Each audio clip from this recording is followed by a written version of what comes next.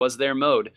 So I think if you're them, getting a Moray Towers, a map that you're probably familiar with, in a mode that you really did lay claim to in Splatoon 1, this is really kind of the best that you could hope for, at least in terms of getting some quote-unquote home field advantage. But let's be clear here, any map and mode is home field advantage when you're as good as Extermination is.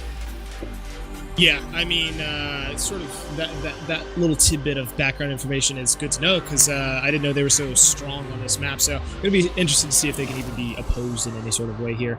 And of course, we have Tudos in our chat sort of trolling us, seeing, anyone want to make guesses what weapon Kagu is going to use. Of course, it's the Luna Blaster, which, again, I want to see, Luna, any blaster really on Moray to me is always interesting, because Moray, especially Luna being a short-range sort of blaster, shorter, it's always interesting to see, how they make it work. And right there, I want to point out that SpeedRunsLive really lost the rock, paper, scissors there. They sent 3 people left there to try to, oh my goodness, falling right off the map. But they sent 2 people left there to kind of, or 3 people to their right side to try to figure things out and get a little advantage going there. And Extermination said, hey, let's put Kagu here. And 2 of them went down almost immediately there. But they were able to bring things back there. Great job. And they're going to get a chance here to make a lead. They have the armor up, and it looks like they are going to go for the spot right here. EndKitten getting taken down by the bombs, and unfortunately, a rain of purple going to shut that one down before it really gets started. There's been a little push and pull here. They've got to be careful. Banana up in this snipe. They got to address that as Tudos is waiting and might have bitten a little bit too early. Yeah, I was just going to say, that would have been good to defend and wait for a reset, so maybe accidental grab. I'm not sure, that's kind of an interesting move there, but yeah, we definitely see they're doing what they do best here, as they're really just being a kill squad. You have obviously the Ink Jets up in the air doing what Ink Jets are supposed to do, and they're really trying to take those rails, but unfortunately the rails get pulled from them last second. Wow, and that was, goodness gracious, that's a Shadow Chimera there, knowing exactly what to do in that situation, saying, okay, maybe I can't kill the Rainmaker, but I can at least slow it down by taking that rail before they take it. And that actually was the difference between, what, now 58, and that could have gone all the way down to the 20s if they've been able to make that jump. So a very strong clutch play right there. But yeah, you talked about it there, just a kill squad. They put an Inkjet and a Kagu right there on that snipe, and things were very rough here. But if they're able to get 1 or 2 of these kills right here, maybe a little aggressive on Banana's part, is able to get the trade. 2 down, though. This has been still a pretty close game. Firefly gonna have to run away from Kagu here. Spots him out, gonna dance, but Kagu, as he so often does, getting the upper hand. Yeah, Kagu just has just this robotic aim when it comes to the blaster. I mean, rarely is he going to miss, and if he does, it's not for long. Again, it's still crazy because he's playing a blaster, almost like blasters necessarily weren't intended to be played, and it's so interesting to see that mix-up. Very unfortunate there. Tudos actually had a great chance to take out Kagu there, but it looks like just a little bit of assist from Echo there, who is now going to hit just about everything except the Rainmaker. Finally gets the assist there that was needed, and right now it seems like SpeedRunsLive is making push after push after push, just not quite able to find it though. They've got to be careful here. Firefly gonna be, as you said earlier, between a rock, and this time a third rock was also there. But this has been a pretty back and forth match right now. 58, not a commonly winning push by any means. Savage gonna do, Shadow Chimera gonna do the job there, taking out Savage. Not able to get the kill on Kagu.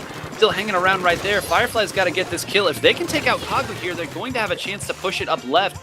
EndKitten gonna try to get this pop on the Rainmaker before it's too late. Get off the Ink armor.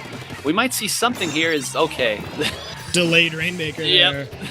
It always seems when it lands on that those rails, it sort of has a little bit of an issue.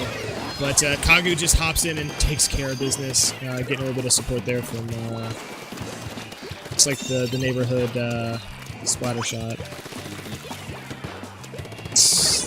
Okay. Yeah, Chimera's really working that splat line. Yeah, really the MVP of this match, honestly, keeping things very close here, being that back line of defense that they need against this strong, aggressive squad. But they've got to figure out something pretty quick. They're going to have to chain a special here. Yeah, that was called out well before he even got onto the rail.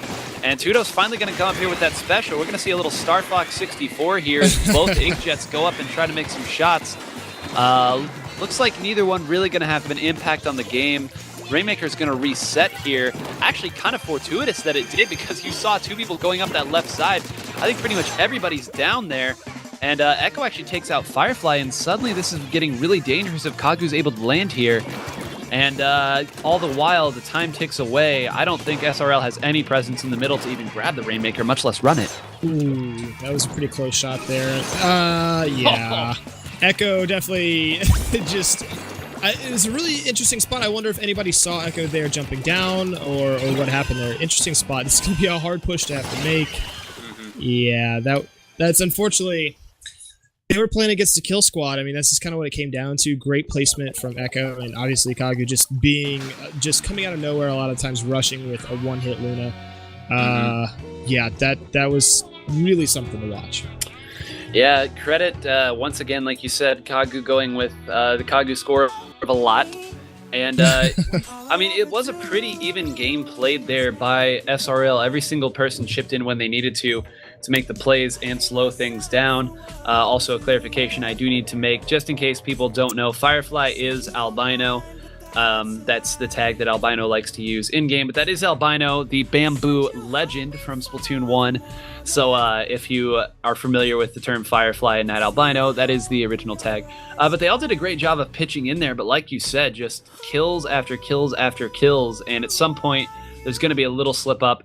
Looks like they're going to switch out Tudos and bring in... no, I'm sorry, not Tudos. They are going to switch out Albino there that we were just talking about, and going to bring in Tofu instead. So Tofu, for those of you who enjoy Diddy Kong racing runs, an absolute legendary. Of course, SpeedRunsLive. All of them are speedrunners, so you may know them from things outside of Splatoon, but make no mistake, they are good at Splatoon as well.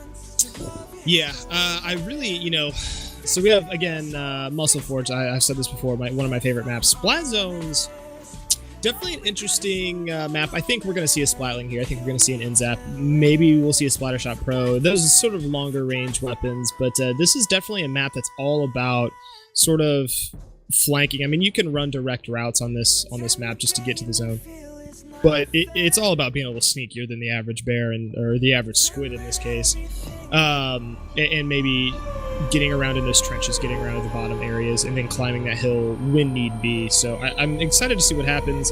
Kagu looks like he changed up his gear a little bit, and a little more defense there, probably predicting that there's going to be some more firefights, not going to be able to jump down on the action as much here. But this is a map and mode where I really, really like what Extermination does here with their pressure, and already you see they do have control as a bunch of people from SpeedRunsLive going down here. They've still got a little bit of it here, but the aggression that Extermination likes to run here, as you see them, poor Shadow not having anything going, and they're going to get a chance to get back to the middle to shut this down. So it looks like it might have been an overextension. Not really as much one as it may have seemed. Specials coming out here. That trench is purple, and they're going to get a chance to just continually pick them off one by one and hunt them down. SRL is going to have to find a way to push in as a unified front, because right now they're getting picked off one by one. Yeah, I think there's a little bit of an issue with trickling in individually. You'll see Kitten running by herself on the left. I think that's indicative of a bigger problem. Kaga going down, and a good trade there.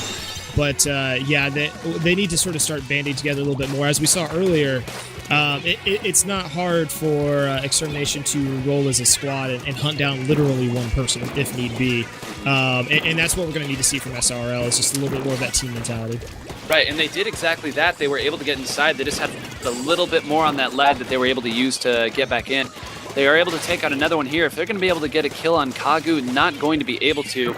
Now Shadow going to have to make something happen here, and unfortunately not going to be able to. That may prove to be big here, because they were already one down at that time, and now you're going to see this map just go purple so fast.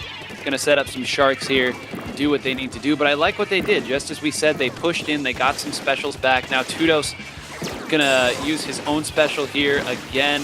Going to get splatted out by himself. That's a wipe, and they're going to get one more chance to make something happen, and it's got to be perfect, whatever it is. Yeah, it's going to have to be perfect, and it's going to have to be absolute. Kagu pushing forward against the Slosher and winning. That's 2 down. Yep. That's a team. That's another wipe. That's another. That's going to be tough. Now, it looks like Did we have a DC? It looks like we actually had a DC on the side of SRL. Yeah, it looks like their Slosher DC'd. What point did that happen? Because I thought all of them were. It was within the last like 45 seconds. I think. So it was when made that last little push harder than it probably needed to be. Tudos confirmed there. Splatoon netcode. Splatoon netcode. Yeah, really unfortunate there when you have one chance left to make something happen. Yeah, always bad when you do have a DC there at the very end. But I wanna highlight the fact that SRL was able to make it back in when they sent 2 left and 2 right in that situation, and they had specials to make things happen. And then that second time you saw, I believe it was Shadow for Extermination. Both sides have a Shadow, as if that was